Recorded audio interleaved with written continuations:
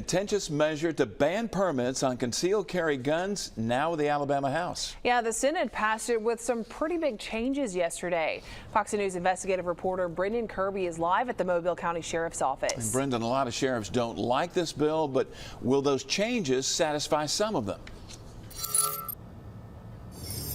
Well, Byron and Shelby, the Mobile County Sheriff still has concerns, but across the bay, Sheriff Huey Haas-Mack says that this current version is a marked improvement.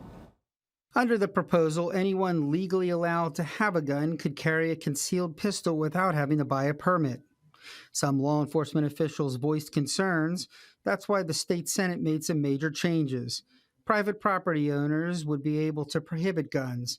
Colleges would be able to ban guns not just on campus, but at events they sponsor off campus.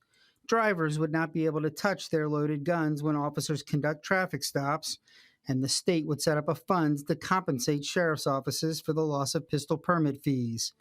Baldwin County Sheriff Huey Haas-Mack had expressed opposition to the bill, but he says the amendments have improved it. I do think it's a decent compromise. Once that bill worked its way through the House and got into the Senate and they started looking at it, a lot of our legislators did listen to law enforcement and included those provisions. So as the bill sits right now, if the House concurs with it next week, I feel better about the bill.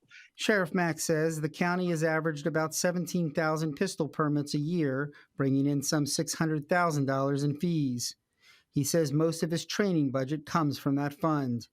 In Mobile County, the sheriff's office has generated almost $1.7 million in fees from more than $58,000 in new and renewed permits since the start of last year. Under the current version of the bill, sheriffs could apply for grants over the next 3 years to make up the loss. Representative Shane Stringer, a Citronelle Republican, says he's okay with the changes the Senate made. He voted against the permitless carry bill 3 years ago, but he tells me he became a sponsor after researching the experience of states that adopted similar measures. A $20 piece of plastic, a permission slip from the sheriff is not going to keep a criminal from being a criminal. I don't think this is going to change anything. Mobile County Sheriff Sam Cochran, who has been a vocal opponent of the legislation, sent us this statement, quote, "We are disappointed that the bill concerning permitless carry has passed the Senate. There were several amendments that have been included, and we are currently examining those amendments."